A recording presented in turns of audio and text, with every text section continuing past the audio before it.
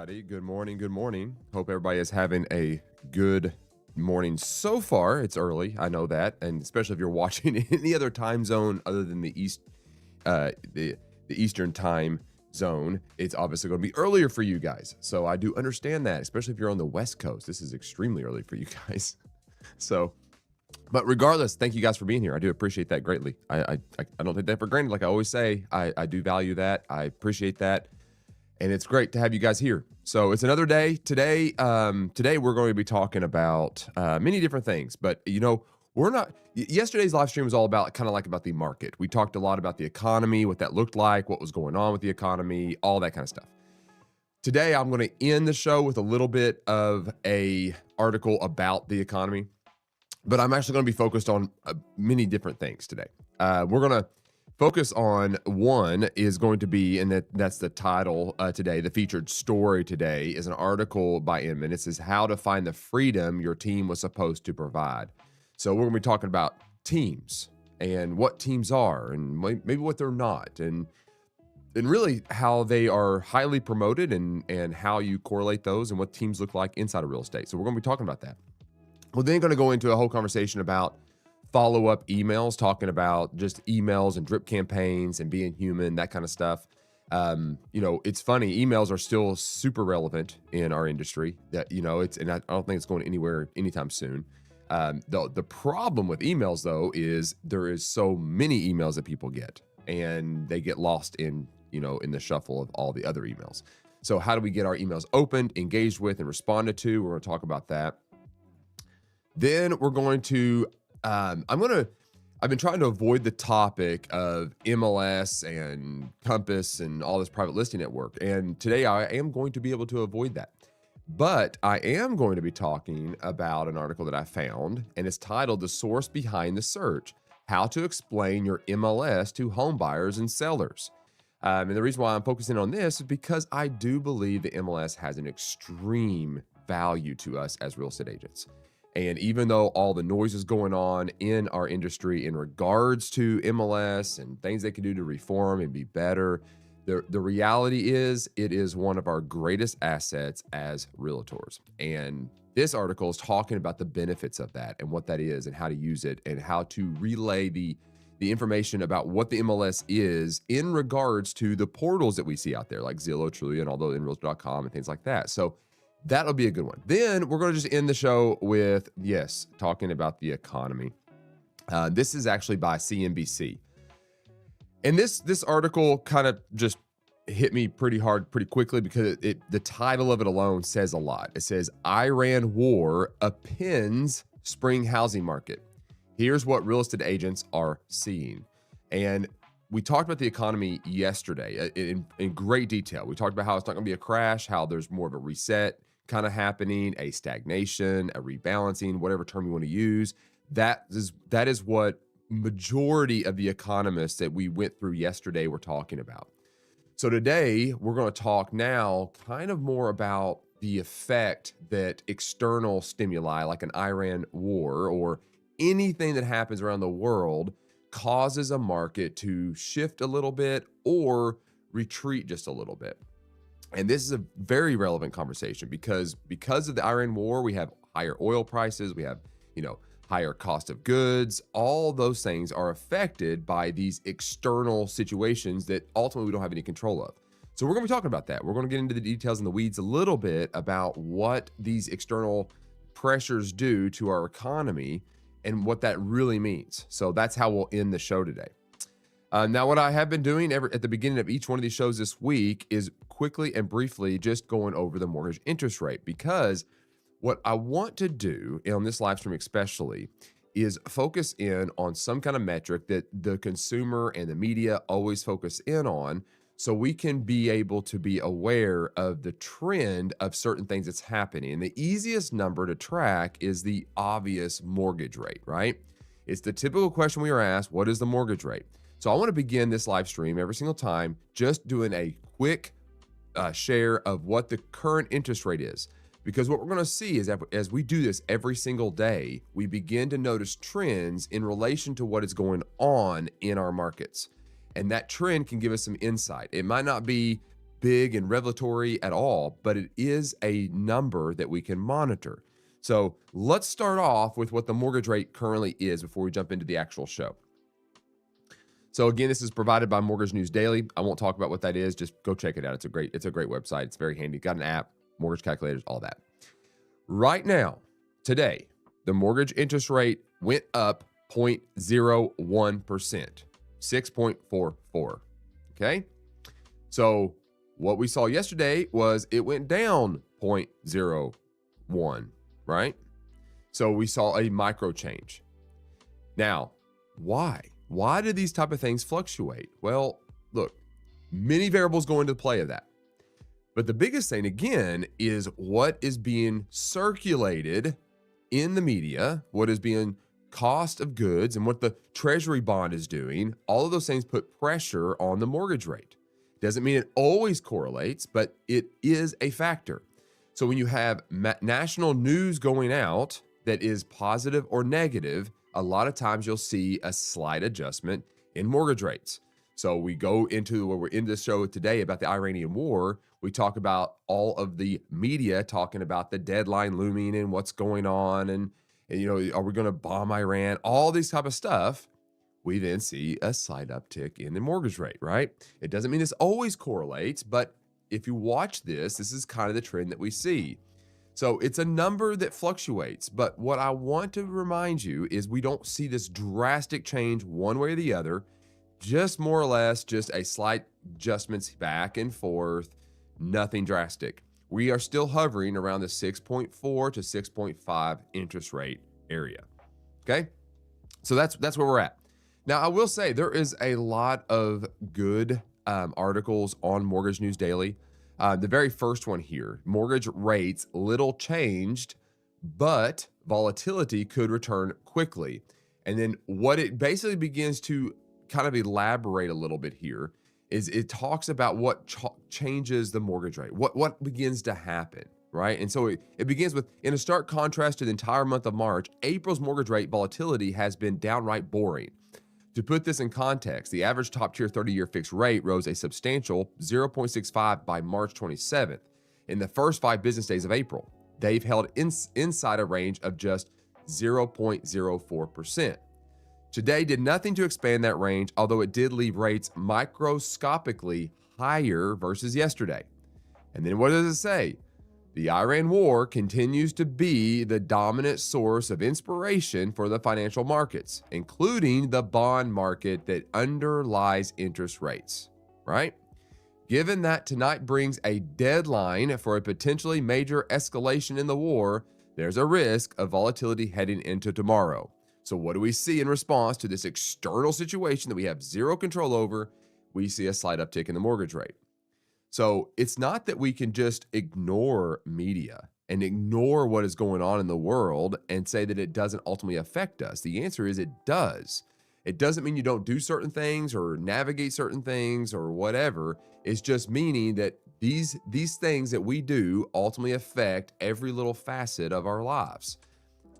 Agree with it, disagree with the Iran war. It's just a fact of life. But what we want to hone in on is there's nothing drastic. It's a slight change. The only drastic thing I would personally say is gas prices. The oil that we get from Iran is obviously caused the crude oil barrel cost to skyrocket. And now we're paying that fee right now. So that is the cost of this war. Okay. So let's just keep it into perspective. Let's also keep it in its lane, in the proper context. And when you start reading news articles about market crashes and all that kind of stuff, just because of a slight uptick or an Iran war or whatever it might be, just know a lot of that is clickbait. A lot of it is clickbait. And if you don't agree with me, that's fine. I would challenge you to go back, watch my live stream, or go back to yesterday's live stream, the YouTube description, and read through the articles that I was talking about where they brought in economists from almost every single industry and them giving their opinion based on the data that they are seeing. And obviously, it's still an assumption, it's still an opinion, but a lot of them are so rooted in their industry, and almost all of them were in agreement that we're not heading towards a crash. So we have to take that and say, there's something here that probably says a crash is probably not looming, an adjustment, a readjustment of affordability versus interest rate? Yes, but nothing drastic. So that's what we're looking at. To be honest, it's probably more of a pent-up demand than it is anything. All right, with all that being said, I've rambled on that. I try not to go into the market. So, but you know, what do you do? All right, let's go and get started with the show. Welcome to the Real Estate Brief. I'm Adam, and today we're going to be cutting through the noise. We're going to be getting into the truth in the news, look at the data, and I'm going to give you some of my observations and where I believe that you can find the opportunity for your industry. So if you're ready to gain your real estate edge, let's dive into our very first story of the day. And this one, again, is not going to be economy based. It's not going to be talking about, the MLS versus Compass and all this kind of stuff. No, we're going to hone in on helping you to structure your real estate agent team and practical advice and observations from others that have done this. And it's a hot topic, okay? It's been a hot topic for many years. Is if you want to make it in real estate, you should start building a team. All right, you need people underneath you that are working for you. This is the way to be successful in real estate and all of that. Okay, I will say at the very beginning, there's truth and there's hype. There's some truth in that, and there's also a whole lot of hype because there's different ways to structure a team. There's not a one size fits all, and you've got to understand the pitfalls and the difficulties of running a team to be able to do it effectively.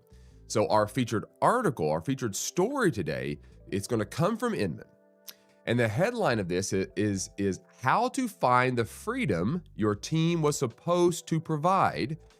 The small headline is, without the right financial architecture, your real estate team multiplies your risks, right? So that is a very bold statement, and it's very true. It's no different than when you go to start up a company and you start managing people. Now, there is a lot of this inside of our industry where there's this elusive idea of like the only way you're going to make it in our industry is by generating a way to have passive income. The reality of that is that without airtight systems in place and ways to actually structure and build that team effectively, it really just buys you a second job. And a lot of times it ends up being a lower paying job as a manager of people. So when you go into the direction of wanting to build a real estate team, you have to change your entire mindset about the way you approach real estate. You are making a choice to going from an active listing, selling agent into a manager and absolutely more of a business owner, where you're now beginning to manage people. And it adds a whole big layer of complexity to the scenario. And it's not as easy to just immediately transition from one to the next. I'm not saying it's not possible. It's just, it requires strategic thinking through that process and putting systems and financial statements and stuff like that into play to be able to manage that team effectively to keep everybody successful. And that's what we're going to talk about. We're going to be talking about this article and breaking down what they're talking about when it comes to teams. So let's go ahead and jump into this article. Like I said, it's titled How to Find the Freedom Your Team Was Supposed to Provide. Without the right financial architecture, your real estate team multiplies your risks. Now, this is written by Amanda Neely. Sometimes it tells me who this person is. Let's see if we can find out. It does help for context. So let me scroll down and see. It says Amanda Neely is a certified financial planner with Wealth Wisdom Financial. So we have the idea here where she's going to be coming at this from a financial planning position. This is actually good because, she has nothing really to gain for helping you as a team leader, other than maybe you'll use her as a financial planner. But as a brokerage, brokerages want teams because they want high producing agents to associate with them and bring their entire team over to them. So there's a bias there. Then other agents in the office that are successful, you watch them and you say, I want to be like them. And that can make you go into that direction. And then brokerages and things like that have different models that says you want to go in this direction and build this team. And that's what that will look like. And so then you feel pressured to do that. And that's the only way you can think of actually making it. This lady is a financial planner. She's going to be coming at this in regards to the financial makeup of a team and what that actually looks like. So we're going to be cutting through that rhetoric of sales to say this is the way to do it into the reality of the complexities of managing people and the books and the finances. Because really, to be successful in business, that's where you've got to spend more time managing. And it comes into the systems and processes that you have in place to be able to do that effectively. You have to begin to think that if you're going to build a team, you are switching from just being a sales agent into a manager, and you are now operating more like a micro brokerage inside of a larger brokerage. You have to operate like a broker would, right? That's the process. That's what you're basically going into. You're transitioning from one to the other. It's not just doing it. It's complex. You have to put certain things in place to be able to get there. So let's talk about this. All right. It begins with, you built the team to get your life back. This is the common conception, right? I am so busy, I don't have time to do all of this. If I begin to hire people, I will gain more freedom maybe. This is part of the argument. It's like if I hire a buyer's agent, I want to spend all my time representing buyers and going out and showing 13, 14 homes a day. I free up a lot of time. That's the concept. More agents meant more transactions. More transactions meant more income. More income meant more freedom. That was the logic. Okay, this is what is sold. This is what is told. This is the idea of teams. Now, this sounds like I'm against teams. I'm not. To be honest, I have a little bit of a different approach when it comes to building teams than probably a lot of the other brokerages out there. And I'm not knocking the way that they do that. I just think there's a little more fluidity in the way you might go about structuring a team. And I'll get into that a little bit later. Now you have 6 people depending on you. A transaction coordinator you can't afford to lose, and a top producer who's been dropping hints about going independent. Your gross commission income is higher than it's ever been. Your take-home pay isn't. Something is off. Now, if we pause for just a second there and we talk about that one paragraph, this is the common, observation that I see with teams in my own industry. When I look at my own agents, you have this idea that I'm going to hire a transaction coordinator. They're going to take care of everything. They're going to help my top producer. My top producer in my team is going to be happy because they're making all this kind of money, right? But the thing is as an agent on your team gets more and more successful, the very first thing they start questioning is, why do I need you at all? So there is this constant pressure on a team leader to be able to deliver the amount of leads and success that the team needs to be successful to make the same amount of income. If that slightly gets off kilter, that top producer is going to begin to question everything. Why am I just building their business? Why can't I build mine and do what they're doing? So then you have this retention piece that's very, very difficult. You're in a position where you're constantly worrying about losing team members that obviously is feeding your bottom line, that's helping you pay for the cost to keep the team running. You lose your top producer, that means the team then suffers. You've got to make that up somewhere. So you either step in while you still have the workload of managing people, and then your transaction coordinator that you can't afford to lose, that is running basically everything, is not doing as many transactions, but yet you're still on the hook to pay. So it becomes this very complex business model where, again, you are operating as a brokerage. You are beginning to feel the pressure that a broker owner feels every single day of their existence. Every single day. That's the feeling that you're going to have. What happened? You built the revenue side of the team without building the financial architecture underneath it. The gap between those two things is where team leaders get hurt. And this is the thing too, is like you've got to analyze every single dollar that you are spending. It's easy to go there and say, well, I'll just run a billboard here. I'll just run a magazine ad here. I'll pay for social media ads here, and I'll generate all these leads. And you feel like you're doing the right thing because you're just throwing the money out and throwing the money at it to bring the leads in. But at the same time, your profitability is going right down along with it because you feel the pressure. And how do you navigate these two things? Again, it's a constant struggle. What the pitch left out. And when she says pitch, she's saying that. She's being very honest. It's a pitch by the brokerage where the brokerage ultimately wins the more team leaders they have because they bring their whole teams with them. So the angle is, let me get as many team leaders as possible so I can recruit as many agents so I can increase my bottom dollar, right? That's the angle. That's the pitch. And that's what it's sold. I'm not saying it's bad. There's a right way to do it. There's a wrong way to do it. The real estate industry sells teams as the key to scaling. They pitched more agents, more deals, and more income. Then eventually you get to step back from production into leadership. Okay, this is the idea.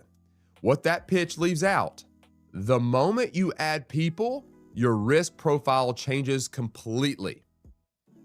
This is the moment right here that everything the way you've used to do things has completely changed. You went from just representing clients, focused on a product to sell. Your product was homes. You sold them. You were really good at that. You've now made a pivot because now you've added people, and you went from just increasing your listing pool, increasing your buyer pool, to now having to provide sources of income for those on your team. It's a point of tension there. You're no longer just responsible for your own production, you're responsible for theirs.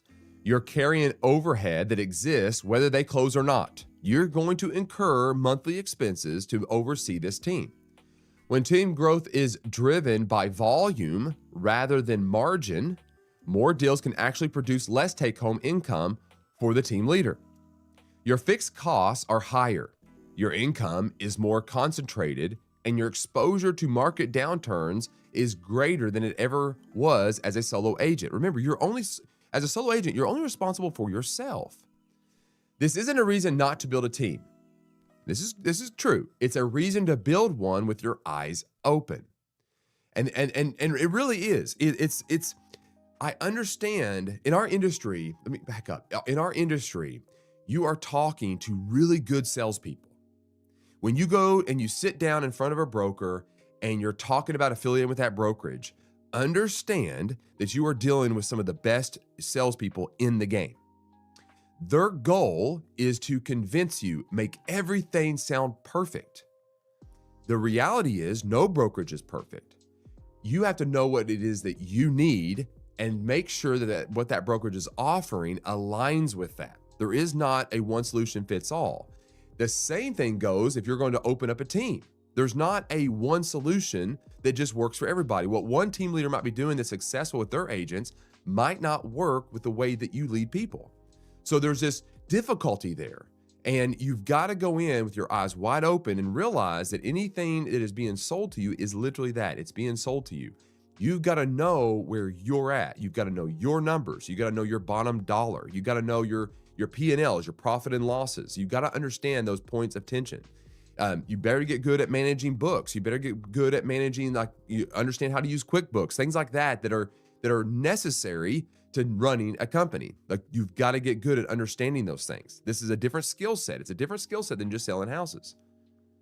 Managing people is tough. 4 pressure points that erode team profitability. And this is a good one. Overhead creep. Every layer you add to serve the team costs something. It could cost splits, admin salaries, technology subscriptions, transaction coordination, office space, E&O insurance, marketing, or something else. Well-run teams carry profit margins of 18% to 30% of gross revenues. And that's the well-run ones. The revenue number looks great. The profit number tells a different story. And to be honest, it's a very low percentage. I mean, in some ways, you're like, yeah, that looks great, but that margin is so tight. And you got to understand that when you're running a team of people, each one of those people are going to have more and more creative ideas on the way you should spend your money. Each one of them is going to come to you constantly with, like, we really should be doing more social media ad. We really should have a billboard here. We really should run this ad in this magazine. How do you cut through the noise to know what is actually profitable? And then if you say no to somebody that has a great idea and you just don't see it in the budget, doesn't make sense, how do you manage that person without getting upset to then leave, right? This is the complexity of this. And this is something we see on our side as running a brokerage all the time. In our 8 offices across the state, this is the constant struggle.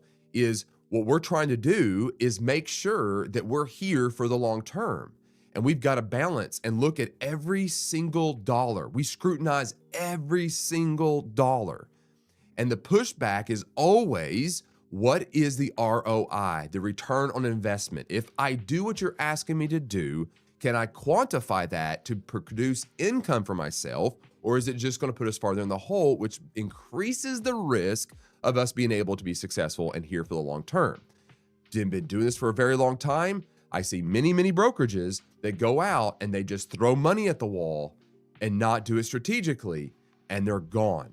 And to be honest, here's the thing. We have grown the company I'm at by taking advantage of the brokerages that have done just that. They have spent so much money that they've put themselves in a hole, and then they've listened to all the ideas, which some are good, but other ones it's not in the budget.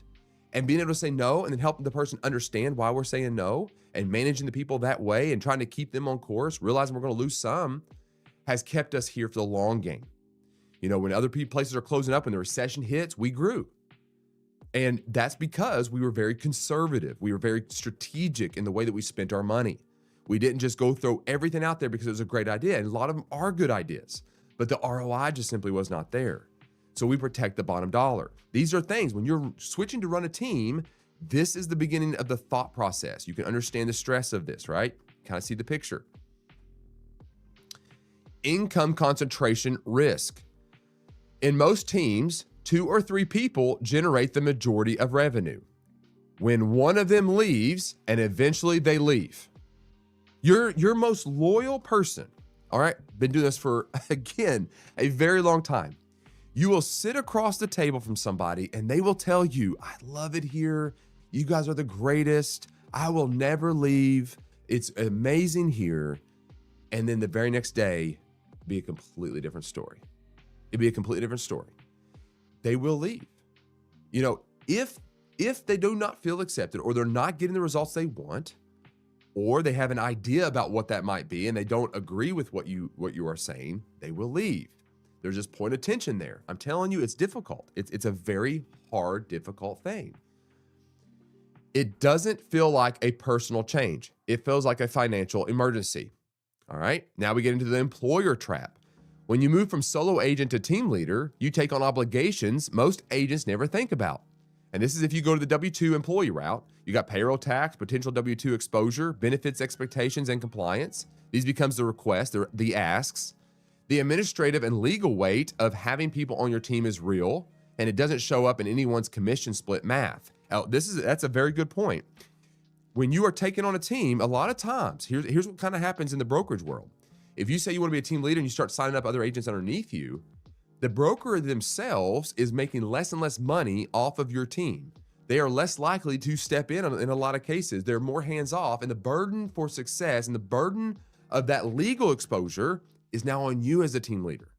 And there's nothing I can do to quantify what that might look like because each case is different. But here's the thing, is if you are actively listing and selling properties consistently, nonstop, and rolling properties, guess what? You are going to get involved in a lawsuit.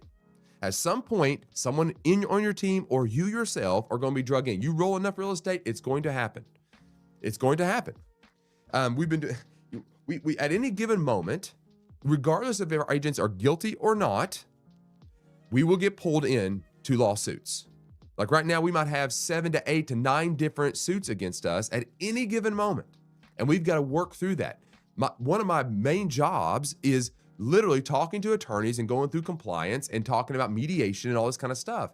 Even though majority of the time our agents did nothing wrong, it does create man hours to be able to navigate that for my agents. And these are things that you don't see on the broker side. You as agents do not see this. And when you start thinking about building a team, this is another aspect of that. This is another complexity of that. Now, this seems very negative against a team. Look, these are just the realities. This is the reality of this. This is no fluff. This is what it is. You are running a business. This is what makes business difficult, right?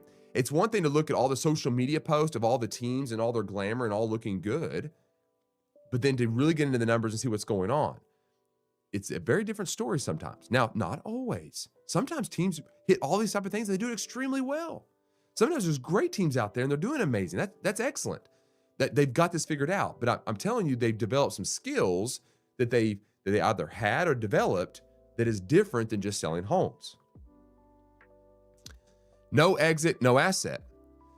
The two biggest mistakes teams make are generating too much business through the team leader personally and building systems that are difficult to transfer. A team where the leader is the brand has almost no sellable value. Most teams don't outlive their founders because nobody planned for what happens when it's time to step away. We see this this is not only on a team leader, this is in brokerages in general. A brokerage where the broker themselves is actively listening and selling, they basically are the company. When I'm called in to evaluate if this merger or acquisition makes sense, and I begin to look at the numbers, 9 times out of 10, the managing owner broker is the top producer in the entire office. They are the brand. And this broker is now thinking about stepping away. What value is there for me to come in and acquire that company? None, right? One is the broker themselves is probably getting ready to retire, which means I lose probably 70 to 80% of that office's production. So we're already at a deficit of 30, 40% on the value. And then I have no guarantee that any of those agents that's in that brokerage will stay with me once I do take it over. So now my value of that brokerage is 0. The only way that thing changes, the only way that scenario changes is if that brand, those agents themselves have a brand themselves that is surrounded by the brand and the brokerage itself in that community that as a staple, does it make sense to give it any kind of value whatsoever? So the argument here is if you're thinking about building a team, you've got to think 20, 30 years from now, and how do you build a business that is transferable, something that is an actual asset that is not just strictly branded around you? What does that look like? How do you get there? A client of ours is around 70 years old and has been in growth mode for 30 years. He never built an exit strategy. After 3 decades of growing a business, he hasn't put any of the pieces in place for what happens when he wants to stop. That story is more common than anyone admits. Oh, it's absolutely common. I mean, it's funny. I'll go into again to these acquisitions and these meetings, and we'll sit down and we'll talk. They've never even processed that. But in their mind, they have put a value on that company. And I've got to be the jerk coming in and giving them the true facts of their company and the value, right? It's a very difficult thing. It's hard to do. I hate doing that, but it is what it is. It's the hard truth. It's the hard truth. We learned this the hard way. My husband Brandon and I ran a business for years before we understood any of this. We were paying our team, covering our overhead, and even growing revenue. But when our attorney asked what we were paying ourselves, we were embarrassed by the answer. We weren't even paying ourselves the equivalent of minimum wage from our own business, which we had poured everything into. We eventually sold it when we were starting our family because we needed work that was just meaningful, that actually paid us what we were worth. High gross commission income is not the same as financial health. The only number that matters is what actually reaches you consistently, sustainably, and month after month. That's all that matters. That's the number. Are you making anything off this company? Right? You're responsible for all these people. Are they making good money? And then that in return makes you money. How to de-risk your team. A few places to start. And this is now, if you're wanting to do this, let's think through this. Let's think as business operations, as mini brokerages. What would I do if I was going to go start my own brokerage? What are some of the things that I would do? And you've got to think that way. Total team revenue minus splits, overhead, and your own market rate salary. If that number is thin or negative, you have a structure problem, not a production problem. Treat yourself like an employee first. Pay yourself a consistent salary before you pay anything else. This is the core principle behind the profit first methodology. That's this book right here. Okay? Profit first. Transform your business from a cash-eating monster to a money-making machine. The very first thing he starts talking about in this book is paying yourself first. That's what he's talking about. One of my go-to books. It's one of my go-to books. Diversify your producers. If 2 people leaving would materially threaten the business, you have a concentration risk. Build a bench. Document your system so the business can run without any one person, including you. This is that system and processes, right? So you're paying yourself first. You know what your margin is. You also then, if you're writing a check to you every single month, you're making your salary. You have what is left to work from to know where to hire people. It gives you the number to say, okay, I'm ready to build a team, but I'm going to do it strategically. The first hire I'm going to do is more than likely going to be a transaction coordinator, someone to help with all the busy works behind the scene. That would be my very first hire, transaction coordinator. And you can just hire a service per transaction. You get somebody to offload a lot of that redundant communications that you got to do with title companies and insurance agents and all, inspectors and lenders and all that kind of stuff. You can send that off. Start there. Keep your margin for your profitability high. Then if you're making now your revenue's going up and you're making more sales and stuff like that because you're freeing up a lot of time because of the TC, now you can consider bringing on an agent, maybe, or an assistant. To be honest, I'd probably go the assistant route first. I would have somebody doing the legwork for me, putting signs up, going out and doing the photos, whatever, organizing scheduling the photographer to be there, whatever it might be. The assistant does a lot of that kind of work, helps me get ready for open houses, does my marketing for me, social media. Okay, I would go to the assistant route. Again, watching your margins. Then go in and start adding an agent to help you. A buyer agent, listing agent, start with the buyer agent, free yourself up some time. Watching your margin, making sure that what you're paying out is not jeopardizing your own salary and the production's high. All the while building systems and processes that address each role as you add them. That's the process. That's the strategic process behind this. This is more of my concept. I don't know if that's what she gets into or not. That's how I treat it. Diversify your producers. Yeah. Build towards something transferable. Here's what creates real exit options: systems, documented processes, and a brand that doesn't depend entirely on your relationships. Without them, you don't own a business. You own a job with more overhead and more people counting on you. It's a very bold statement, or a very true statement. The team can still create freedom. Freedom doesn't come solely from adding people. It comes from building the right structure underneath them first. The agents I've seen build genuine financial freedom through their teams share one thing. They treated the financial architecture as seriously as the recruiting strategy. They knew their margin, paid themselves first, and built toward an exit even when that exit felt decades away. Make sure your structure is worthy of what you're building. So there's a lot of information, and it does seem like I'm being super negative against teams. The reality is they have potential, but they come with higher risk. If you're thinking about going that route, I'm not trying to discourage you from doing that, but I am discouraging you for just jumping in and just being a team based on somebody else's standards. There are so many other resources that you can get into that is outside of the real estate industry to help you build a company.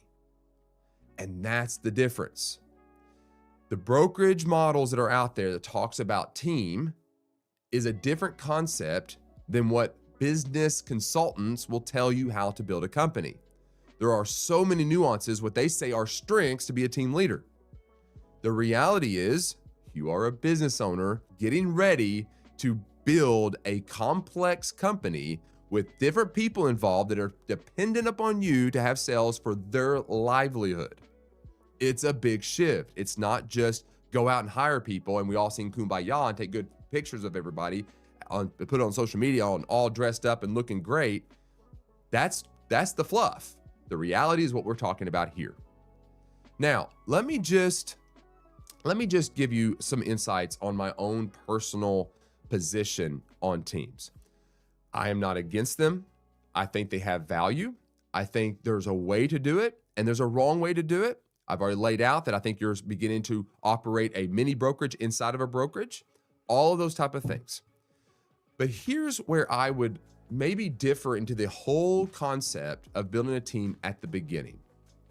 What I would encourage you to do, if you are an agent that is on this verge of like, I'm overwhelmed with work, I'm overwhelmed with my job, I love listing and selling houses, and you need to ask yourself this question is, do you really like to manage people? Are you good at managing people? Ask your friends and your relatives, what is your opinion of me in far as managing people? Try to get honest opinions and be honest with yourself. Do you want to take on the headaches and the stress that we just talked about? The reward can be great, but do you want to go down that road of that complexity and those risks? Is that where you want to go? Be honest. But let me propose a more simple way of doing this to not overcomplicate things too much and still keep the burden on the livelihood of the agents in the brokerage that you are wanting to add to your team still on the brokerage that you are working for. And this comes through partnership agreements with other agents in your office. The idea of a team means no one has autonomy. I'm the team leader. You work for me. Whatever you do, I benefit from as well. We are bound by a contract. You are bound to me to do the roles that I told you to do. You are hired by me. Okay, that's the concept of the team. What if you shifted it to where you find a good transaction coordination company, not that you oversee that person. Maybe it is that your brokerage themselves manage the people of that TC department, but they come at a fee with a set dollar amount where you have no responsibility of managing that TC at all. You have a service that you're hiring to plug into your way of operations, one that is already working and functioning well. There are many transaction coordination companies out there, and more than likely your brokerage actually probably already has one. And if they do, take advantage of that where you don't have to physically manage that person. If you have an issue with that TC, especially if it's managed by your brokerage or your broker, guess what? You go to your broker. They have to manage the inconsistencies of what the TC did, not you. You can still focus on selling homes. The next piece of this is why not get to know, if you go to a larger office, many agents, there are many agents that are really good in brokerages that are dying to have money coming in, some kind of cash flow. Why not approach them and say, look, I'm getting busy. I'm not really interested in structuring a full-on team where I oversee everything. But when I get busy, I would like to have an agreement. Sit down with your broker, go over that agreement, make it in writing on if I hire you to take this certain client, you can't steal the client, you can't take any lead from that client. They all come back to me. I'm giving you this. There's caveats. If I give you a lead, there's caveats inside of this agreement that you have to abide by, but you will be my buyer's agent. You'll be my showing agent, whatever it might be. If I get boggled down and I need help, you could have 3 or 4 of those agents. They can still have autonomy to go build their own business and structure their own deals with other agents in that office. You have the ability to then work with that person when you need to, knowing that there's full trust, there's complete transparency because it's in writing, but you do not have overall. Thank you so much, MK Skippy, for the follow. Greatly appreciate that. Thank you so much for being here. Thank you. Awesome. So, but you don't have direct oversight of that agent. If that agent falls into compliance issues, if that agent drops the ball, if anything happens, it's still the broker's responsibility. That you sit down with the broker, you talked about things, and now you've conversed. And when you have a problem with the person you've agreed to have this agreement with, you go to who? The broker. But you can still operate your business, right?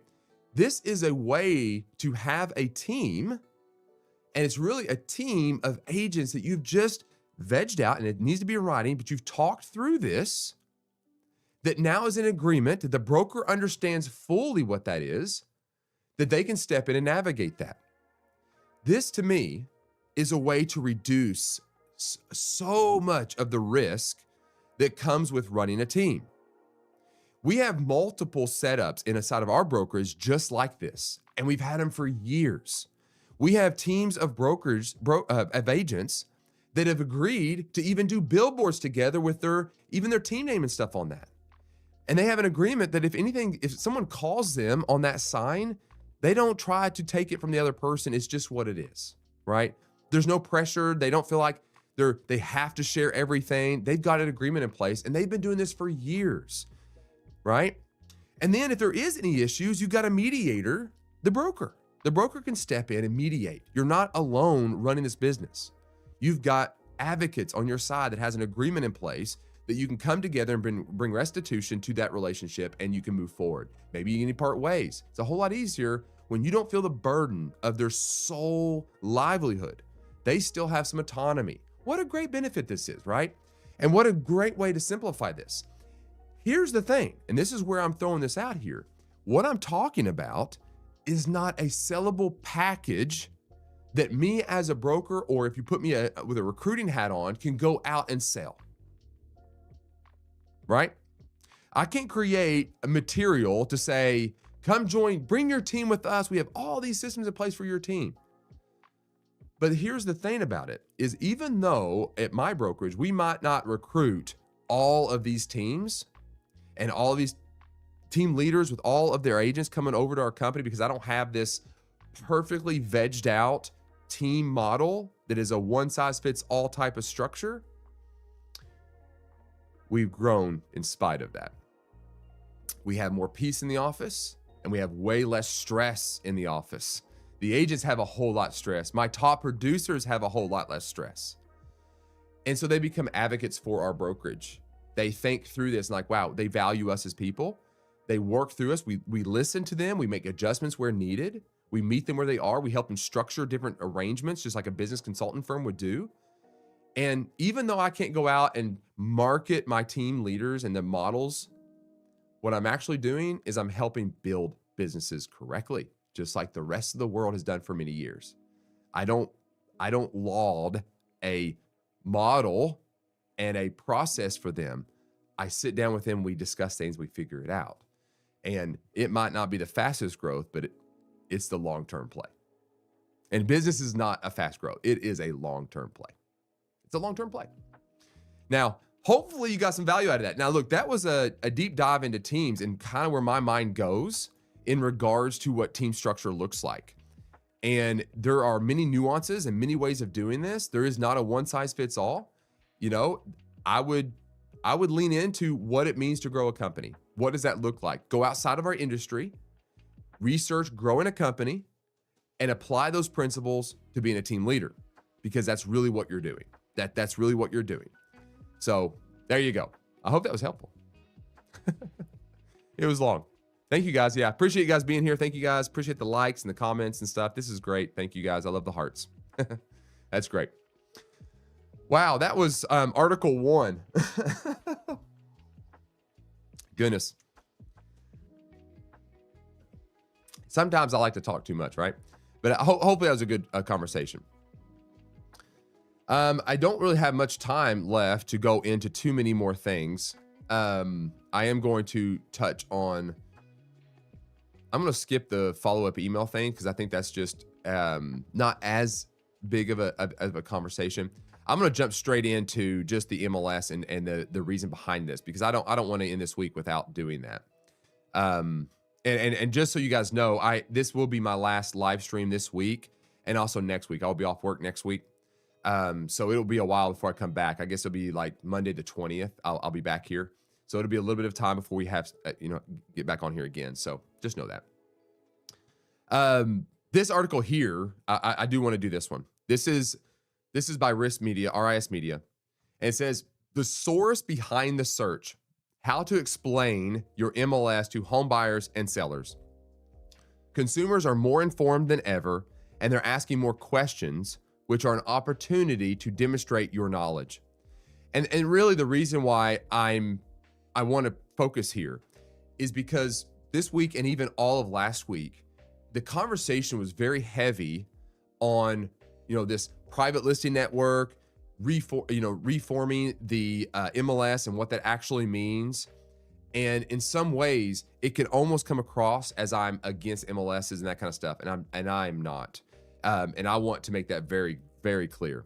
And I've actually, to be honest, I'm actually surprised. I thought I was going to get some backlash for taking such a strong position about certain things last week. And I haven't. Matter of fact, I've gotten way more support. There's been a couple little comments here and there that I need to veg out a little bit more and try to figure out exactly what they mean in their comments. Gary, thank you, buddy. I appreciate it. Thank you for being here, my friend. But the reality is, I do think there needs to be some reform inside of the MLS. But, and this is a massive asterisk but, there is a huge value in the MLS that the portals can't deliver on. And that is the consistency in the data that it has and it retains. If we go to the whole argument about needing to have statewide, nationwide, all that kind of stuff, that's a whole different argument than we talk about the reliability of the data. And this is something as real estate agents that we have in our arsenal that is very, very good, that sets us apart from any other sales industry where we have access to accurate information that other sites can construe and manipulate. And we need to be anchored in that. So let's go ahead and talk about the MLS and what that is by reading through this article together. Like I said, this one is titled "The Source Behind the Search: How to Explain Your MLS to Home Buyers and Sellers." Consumers are more informed than ever, and they're asking more questions, which are an opportunity to demonstrate your knowledge. Buying or selling a home is one of the most significant decisions a person can make, and they don't do it very often. Let's keep that in mind too. This is a rare occurrence, maybe every 5 to 10 years, and some people only once in a lifetime, maybe twice, or at the most 3. And agents and brokers don't simply show houses. They identify market signals, they manage hundreds of moving parts, and protect clients from surprises along the way. Behind every successful transaction is a key ingredient many consumers may not think about, and that is accurate, reliable MLS data. It's the foundation that allows you to answer questions with confidence and explain options clearly and help clients move forward with certainty. Let me just pause for just a second. I read an article briefly today. I didn't go into all the weeds of it, and I don't remember exact details of the numbers, but here is what the article is about. It was talking about the success of Google search with AI. And you've seen this. I type in a search and the AI Gemini bot with Google does what? It gives me a summary or an answer to my inquiry. And it uses data all over the internet, and then it gives me an answer. What it has found is that within every single inquiry, this data research company did this. I'll find the article and I'll share it, and we'll talk about this maybe at another live stream, because it is kind of fascinating. Is 90% of the time, the answer to the inquiry during this research was correct. 90%. That is extremely accurate when you think about that on the surface. But what if you think about it in regards to how many inquiries Google receives at any given moment?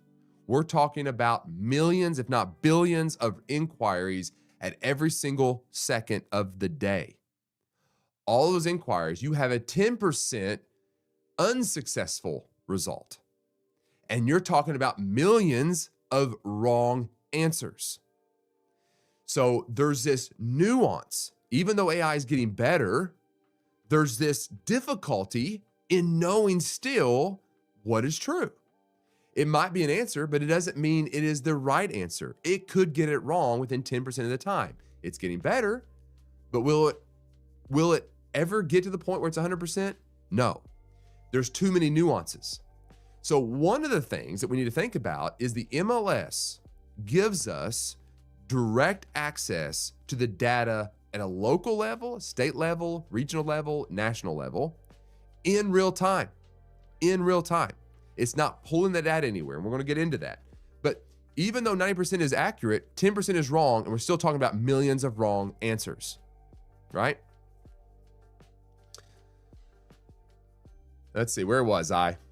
All right, here. The opportunity is in the questions. Consumers are more informed than ever, true, and they're asking more questions. Where does this data come from? And can't I just search for homes online?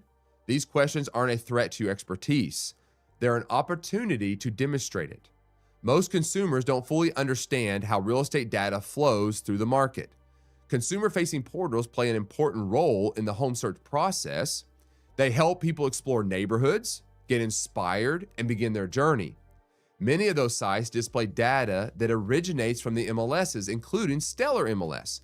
Stellar's a big, large MLS. But this is true. The majority of the information that they are seeing comes from our MLSs. So first we got to understand that Zillow is pulling our data. Yeah, people can list it for sale by owners and stuff on there, but overwhelmingly the data that these portals pull from is from our MLS. That's where they get their data. And we're updating that in real time, How accurate is the data that shows up on Zillow? What kind of delay are we looking at, right? The other part of this is people have a hard time taking all this information that they receive and putting it into any kind of logical steps on how to proceed.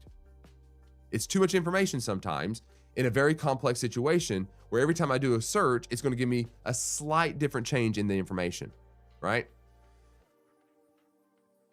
What clients don't often realize is that there's a difference between where listing information is created and where it simply gets displayed. The MLS is a source where listings are created, updated in real time by licensed professionals, and maintained with enforced accuracy standards. And this is where I would pause for just a second. The past few weeks, I would talk about how it's like a governing body and it has these rules, and they do. And sometimes those rules cause basically the fair market to be able to operate the way it wants. And sometimes those things get out of line.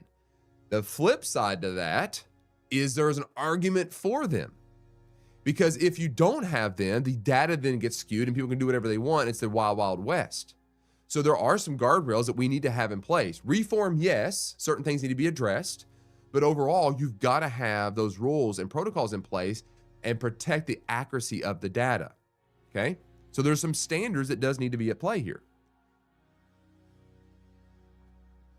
Consumer sites are downstream channels, which means there can be delays, variations, or gaps between what you see as a professional and what appears publicly.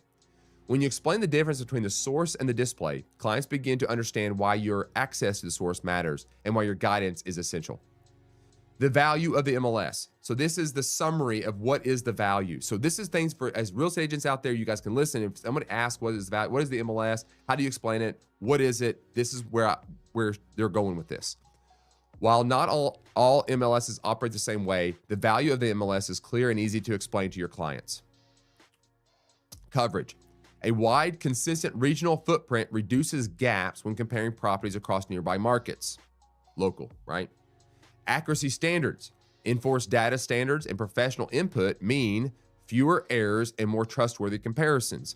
If you were to compare where we have certain data metrics as agents that we are mandated to put correctly into the MLS, then you end up getting a much better accurate reading about the data than Zillow allowing it for sale by owner to post things on their site. The consumer that is listing their home for sale by owner does not have the standards. They can say what they want. They can put what they want and they can remove what they want, right? So there's an accuracy in these standards. Active maintenance. Real-time updates and oversight reduce mismatches and outdated information, right? This is true. Like if I have a price correction, if I want to adjust something, whatever, I have mandates that require me to do that in a certain way. How to share value with clients. When explaining an MLS to clients, it helps to focus on how it supports your day-to-day work. One simple way to frame that conversation is to explain the MLS as a source behind your advice, right? It's the only differentiator we have when it comes to giving information outside of the portals that they're already getting. So they suggest a quote, "The MLS is what allows me to give you the most up-to-date view of the market. It's a shared system used by licensed professionals to create, update, and maintain listings with enforced accuracy standards. That means when I talk to you about pricing or market trends, I'm using information that reflects what's actually happening." As clients begin to understand the MLS as part of the framework behind your advice, the conversation naturally shifts. It becomes valuable. They understand the difference. You're articulating what that difference is, and it sets you apart than just being a portal of information, if you will, right? The MLS has an extreme amount of value. Is there reform needed? Yes. There are certain things that we do that we're required to do that might be caught in the weeds a little bit, that hurts us, it kind of. But overall, the MLS is extremely important. It can't go away. We need it, right? That's where we're at. I wanted to absolutely mention that because it's not like all this conversation about Compass and Zillow and Realtor.com and Redfin and everybody else and all that noise. I don't think any of them, no matter what aisle, is saying that the MLS is irrelevant. If you were to take the Zillow Redfin side, they don't want the MLS to go away. That's how they get their information. They're never going to be able to capture the market like they've got. They're never going to be able to syndicate all those properties if the MLS is not there. Agents won't have access to immediate correct information if the MLS goes away. We won't have a way to see what is actually going on locally within our local market and true statistics. You know, what is the absorption rate? What's the average listing price? What's the selling price? And I can zone in by zip code in the MLS with accurate data. If that goes away, we lose that. So we don't want to lose this. Nobody wants to lose the MLS, right? We all depend on it. Every person on the side of the aisle, the arguments, depends on the MLS's data. So we don't want to lose that. So there you go. And there's not much more to say about that. That's where we'll land. Now, I will wrap this up with one more article. We're going to go a little over because I'm going to end with the economy, because we're going to be, I don't know where this will go as far as now and then when I come back to live stream. But let's talk about the economy briefly in regards to the Iran war and what that looks like. And we're going to throw that out there. And so this is our final story. This story here is by CNBC. The headline says, Iran war upends spring housing market. Here's what real estate agents are seeing. So there's a little bit of a hype. I'm not going to say fear mongering, but there is a hype behind the headline. You know, I don't blame them. It's click. You got to do something to get people's attention. I mean, we lose people's attention in 1 to 2 seconds. What do you say, right? But we got to get it and read the article. We can't run with that news and say that the Iran war has just caused the market to crash, right? Because some people will twist it. It's kind of wild to me how they will twist it. But this is now going to be a short little dive into the housing market as we wrap up today's live stream. The key points here is home buyers in the first quarter were more concerned about the economy and mortgage rates than they were about home prices. Hold on, I got to readjust TikTok. They want me to slide a puzzle so we can stay live. There we go. Concerned about the economy and mortgage rates than they were about home prices, according to the CNBC Housing Market Survey. The average rate on the 30-year fixed rate mortgage hit a low of 5.99% the day before the Iran war started and is now hovering around 6.5. Now, that's just facts. I appreciate that. That's the truth. There's no quantifying information behind that, but we've talked about that. We talk about interest rate all the time. We talk about the Iranian war and what that does and how this is affected. That's what's happening here. The affordability is not improving as much as most experts had forecast, which means buyer demand is dropping and homes are sitting on the market longer. Now, that's a very broad statement. Here's the thing, is the affordability is not improving as much, but it is improving. There is an adjustment taking place still in this market. I talked with one of my office agents yesterday. We had an office meeting, and we talked about the market in general. And this was part of that thing. It's like this affordability gap is causing homes to sit on the market a little bit.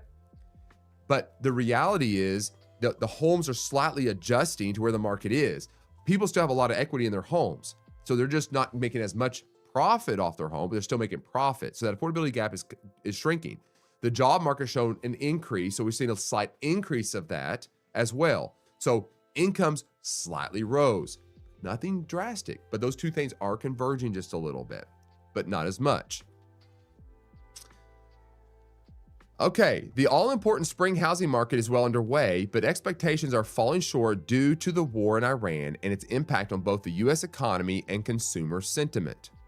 Mortgage rates, which were previously forecast to be far lower this spring than last, are now much higher, and concerns over employment and inflation are throwing cold water on pent-up homebuyer demand. Now, the word choice here is very important.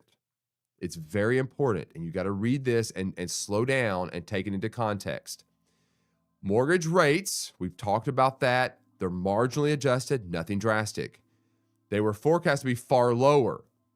What does that mean? How much far lower? The only thing that was forecasted that I've read is right around 6%. So we're up 0.4 to 0.5 above that, okay? Forecast to be far lower than spring last year are now much higher. Is that true? Much higher? They're higher, but we're much lower than we were this time last year. Okay, we're still lower. Concerns over employment and inflation. Inflation has cooled down to 0.07%. I just pulled the whole job report yesterday in yesterday's live stream. So it's a lower inflation than we've seen. The employment has actually increased just a little bit in certain sectors, but nothing drastic. Here's the key to this whole paragraph. It's pent-up homebuyer demand. So if I was to summarize this article into the context of what we see in the economy based on what we reviewed yesterday in yesterday's live stream, I would say when you start seeing external pressures like Iran and the war going on there, you don't see a crash. You don't see this looming, bottoming out of the market. What you see is an increase in the pent-up demand. So it's not like the people that are thinking about buying don't have the ability to buy anymore. They're waiting to see what happens. So depending on what happens with these external situations like the Iran war, that will ultimately determine how long that pent-up demand goes into our market. If all of that begins to settle, that pent-up demand opens up and we then have a stronger season of buying and selling. It could just mean that the spring buying season is delayed due to the pent-up demand. But the reality is these people that are holding back aren't losing value in their home. They're not losing equity in their home. They're just holding back to see what's going to happen. And that's what we talked about yesterday in yesterday's live stream. We broke down from all these different sectors what the economy was doing. So it's not that we're heading towards a crash. It's just we have a slower pent-up demand before it opens up. And it's all because of the external pressure of this looming war and the oil prices and gas prices and the cost of goods and all these type of things, that if we take any slight move into the positive direction in one of those categories, the pent-up demand begins to loosen a little bit. People feel more comfortable and they start moving into the market. And we see this over and over again in the real estate industry. This is nothing new. Buyers in the first quarter of this year were more concerned about the economy and mortgage rates than they were about home prices, according to real estate agents who participated in the quarterly CNBC housing market survey. Quote, they're fearful of the war. They're fearful of gas prices for their job security, said Faith Harmer, an agent in the Las Vegas metropolitan area. Is that not what we just talked about? So this, if you notice, and this is the common sentiment that I hear across the board. I asked our agents in the office yesterday the same question. And the common consensus was that this was emotionally driven. It's not based on the data. Like, again, go back and watch yesterday's live stream. We went through the data. We talked about the economy as a whole. So most of what is causing the delay in our markets is this emotional piece. There's a physical stimuli there, right? The cost of goods is still high, but they're not strapped and they're in desperate need of doing something. They're just kind of holding back. Not all people. Some people are, yes, I'm not negating that, but still the majority of people are sitting on a lot of equity. They've lost some, not all. What are buyers most concerned about right now? The dark blue is economy, blue is mortgage rates, inventory, and then prices. The number one in 2026 in the first quarter was the economy. Okay, the economy is the number one. They're more concerned about the economy. Second was 33%. Was mortgage rates. They're talking about mortgage rates, and the funny thing is we're lower than we were this time last year. But you look at 2025 quarter four, economy was 32% compared to 34% this year. Mortgage rates was only concern of 26%. It's up to 33%, but yet we're lower, right? Fascinating. When asked about their buyer's primary concern, about 1/3 of agents said the economy, while another third said mortgage rates. The latter marked a big jump from just 26% in the fourth quarter. Only 9% of agents in the first quarter survey said prices were their buyer's biggest concern, down from 18% in the previous period. In other words, prices are getting closer to where they feel like it's reasonable. This should come as no surprise. When we talk about the interest rate, we're going to skip on down. How has housing affordability impacted buyer behavior over the past quarter? Okay, how has housing affordability compromised is 44%. Delayed purchases is 55%. In other words, they're not going to purchase. It's done what? Their response is, we're waiting. We're holding back. They're not saying I can't. They're saying I'm going to wait. So over half said they're just delayed. Right? Then only 19% exited the market. So this fits the statistic. Now, this is a survey, right? This is a survey. But again, I keep promoting yesterday's live stream because we went through economists by industry and we talked about that. And we went through each one of those using the data, and each one of them had something to say about the pent-up demand. and about what the market really looks like. Average time on market before listings go under contract. This year in Q1, less than 1 week was 7%. We're up. Last year at the same time, or Q4 of last year, was 3%. 1 to 3 weeks going under contract was 36%. 36%. Last year was 26. 3 to 6 weeks is 26. Last year was 44. So in other words, our days on the market have shrank. It's went down. So again, we're now hovering around the normal process, the normal time frame of getting a home under contract. And that's 1 to 3 weeks. The most crucial time for marketing a property is the first couple weeks. That's when you want to make sure you try to get the price right, you try to get the staging right, you try to get the photos right. That is the most crucial time, the day you go live. The day you go live. If 36% of people are saying that that's the majority of time when homes go under contract, that means you put your best foot forward. 36% of those homes did that. The next one is 26% at 3 to 6 weeks, and then 6+ weeks is 31%. So this, to be honest, when you look at numbers like that, 36, 26, and 31, and that's 1 to 3 weeks, 3 to 6 weeks, and 6+ weeks, the ones that are sitting on the market longer have a pricing issue. They're probably still overpriced based on what the market's going to bring. And there's a little bit of adjustment happening there. Agents, ourselves, need to get better at pricing homes. We need more data to be able to effectively price homes better. And that's the convergence we have. That's the difficulty we have currently. You know, we got this weird adjustment. We don't have a lot of data to pull from. So it's hard to price homes. Compared to last quarter, home prices are increasing, 29% said, stable, 49%, and decreasing, 23%. So overwhelmingly, they're saying they're stabilizing. So this is going to help us. Within the next 3 to 6 months, we're going to have a much better accuracy on pricing homes, which is going to help us to bring the days on market lower, get things under contract better, right?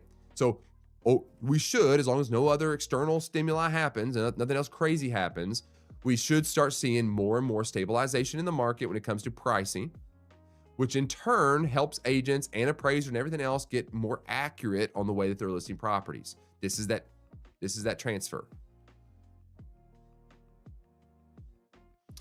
How would you describe current real estate conditions in your area? Buyers is 36%, balanced 36%, and then sellers 29%. So what do we see with that survey response? We see a normalization, a stable, and again, I keep using the word, and it seems kind of negative, stagnant. And I don't mean stagnant in sales. I mean stagnant in movement one way or the other, right? We don't see a drastic drop in prices. We don't see a high increase in prices. We don't see a drastic increase of buyer traffic. We don't see a drastic increase of seller. It's just kind of the same thing. It's just floating by, letting the market simmer, letting it adjust. And the more you look at this data, the more you see this trend, the more you see it. I keep looking at all these statistics every single day. And it's like this just kind of the same thing, no matter what metro you go into. There are pockets where it's different because industry has changed, you know, job growth and things like that has changed. But overall, if you look at it from a bird's eye view, what is your expectation for sales in your market in the next quarter? Improve, said 53%, stay the same, 44%, and 3% said decline. 2025 was 65% would improve and 28% stay the same. So majority of people are surveying saying it's going to improve. All right. That gives you a little bit of an idea there, guys. I went over about 15 minutes. I've got to wrap up, guys. I've got to get dressed more for work and get going here. I'm running behind. So I do appreciate you guys greatly, you know, for being here. I don't take that for granted. I say that every single time. Just as a reminder, I will not be live streaming tomorrow. I've got to hit the road to another office out of town. Get to see some amazing agents up there. If you're watching, I can't wait to see you guys and be with you guys in person. Look forward to that. But I will be coming back. I'm gone next week. I'll be off work. The following week, I will be back. I think that'll be Monday the 20th. I will be back here live streaming. So I do appreciate you guys coming in here. You know, I will schedule some shorts and things like that, kind of chopping this thing up. Maybe get a long form video out there as well if I have time to do that before I take off. But anyway, with all that being said, I hope you guys have found value here today. I appreciate all of the likes, the comments, the follows. Again, MK Skippy, I do appreciate you following me. I greatly appreciate that. You guys have an amazing rest of your week. If there's anything I could ever do, I welcome, DMs and messages and comments. If you come across an article and you want my opinion on it, not that I have any kind of great knowledge, I can get a lot of this stuff wrong, but just as I read, if there's something you'd like me to cover, feel free to share that to me and say, hey, Adam, what's your opinion on this? I would love to do that. Would love to kind of have some input from you guys on stuff that you're seeing in the market. Send it my way. With all that being said, that is your real estate brief for today. If you found this helpful, please would you consider hitting that like button. Tell YouTube you would like to see more of this type of content. Consider subscribing, following me, all those type of things on TikTok, Twitch, everywhere else. I do greatly appreciate that. That will help you to join this community of real estate agents that are truly focused on building a business that is relationship focused first, that's helping cut through the noise together, get to the truth that we find inside of all this news, and help navigate this much, much better with our consumers and our clients. Well, there's always so much more I could do because I do like to talk, but I will see you at the next live stream in a couple weeks. Take care, guys. Appreciate you guys greatly.